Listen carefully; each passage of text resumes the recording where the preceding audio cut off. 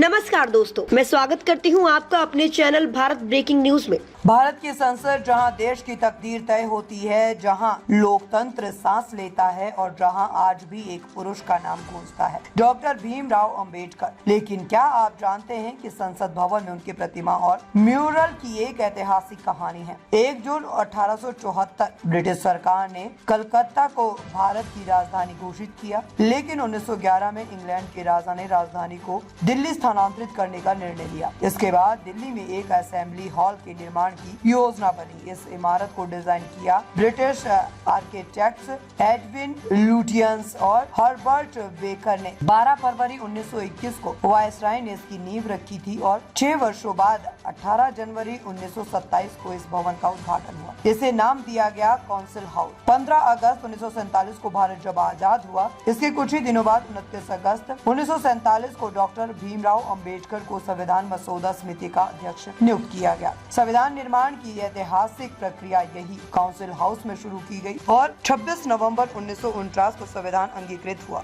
26 जनवरी 1950 से भारत गणराज्य बना और काउंसिल हाउस का नाम हुआ पार्लियामेंट हाउस। डॉक्टर अंबेडकर एक महान विद्वान, संविधान विशेषज्ञ, समाज सुधारक और दलितों की आवाज। जब वे संविधान निर्माता बने तब देश से आवाजें उठी संसद भवन में उनकी प्रतिमा लगाई जाए। ये मांग सिर्फ श्रद्धा की नहीं थी, बल्कि सामाजिक न्याय की थी। आखिरकार 2 अप्रैल 1967 को डॉक्टर एस राधाकृष्णन ने संसद भवन के बाहरी लॉन में 3.6 मीटर ऊंची कांस्य प्रतिमा का अनावरण किया। इससे प्रसिद्ध मूर्तिकार बीवी बाघ ने बनाया था। 2020 में नई संसद भवन की आधारशिला प्रधानमंत्री द्वारा रखी गई और 28 मई 2023 को इसका निर्माण पूरा हुआ। ये त्रिकोणीय आकार की आधुनिक इमारत है, जिसमें 1272 सांसदों के बैठने की क्षमता है। नई संसद में डॉक्टर अंबेडकर की प्रतिमा तो नहीं, लेकिन एक 25 फीट ऊंचा भव्य म्यूरल मौजूद है, जिसे फिर से बीवी बाघ ने ही डिजाइन किया है। लेकिन ध्यान दे, म्यूरल और प्रतिमा में अंतर है।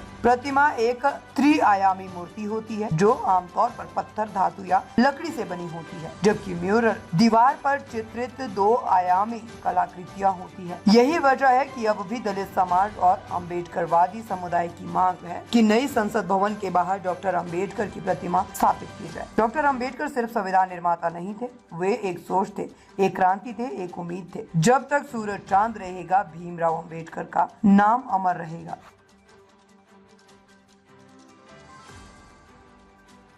आपको कैसी लगी हमारी ये न्यूज, हमें कमेंट करके जरूर बताएं। लाइक करें, सब्सक्राइब करें और अपने दोस्तों के साथ शेयर करें।